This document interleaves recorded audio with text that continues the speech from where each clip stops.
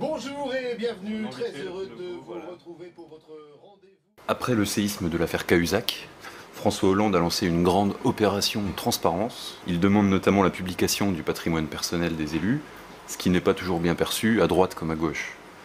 Donc que pensez-vous de cette situation ?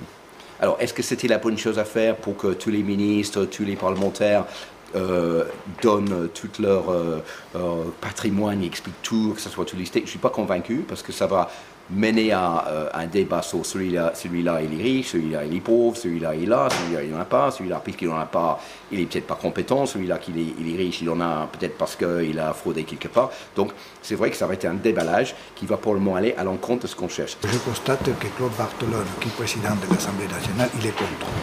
En tout cas, il n'est pas d'accord avec les programmes d'activité anticorruption du président de la République. Et je trouve ça étonnant, nuisible et peut-être dangereux. Ce qu'il faudrait faire, c'est qu'il faut prendre des mesures concrètes contre le blanchiment d'argent, mais ça, c'est pas seulement en France, il faut que ça soit sur un niveau européen.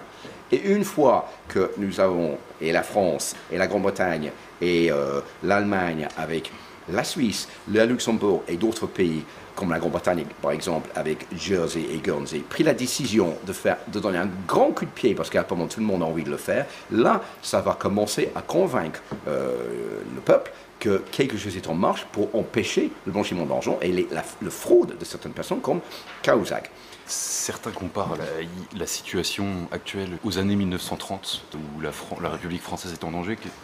Est-ce que vous jugez cette analyse pertinente ?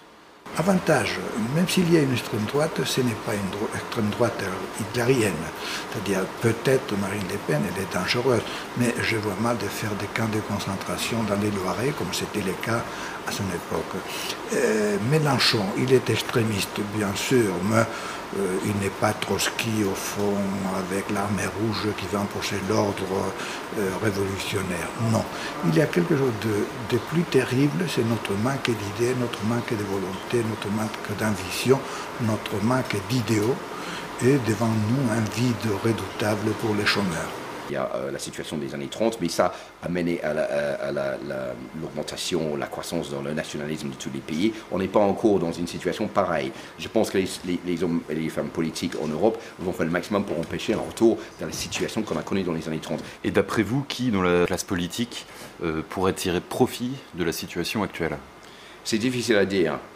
Évidemment, l'extrême gauche de Jean-Luc Mélenchon, lui qui se voit un peu comme le Hugo Chavez des temps modernes, va faire le maximum pour tirer profit de cette situation, avec le « ils sont tous pourris » comme Marine Le Pen de l'extrême droite, qui va essayer également, et qui essaye de tirer profit de cette situation. Je crains que le Front National fera un très bon score l'année prochaine lors des municipales, mais beaucoup d'eau peut couler sous les ponts d'ici un an avec les municipales, donc c'est au gouvernement de faire le maximum, mais tant qu'il n'y a pas la croissance, tant qu'il n'y a pas une baisse du chômage, tant qu'il n'y a pas une bonne nouvelle annoncée aux Français, je crains que la popularité du président, le président Hollande, restera quand même très très bas.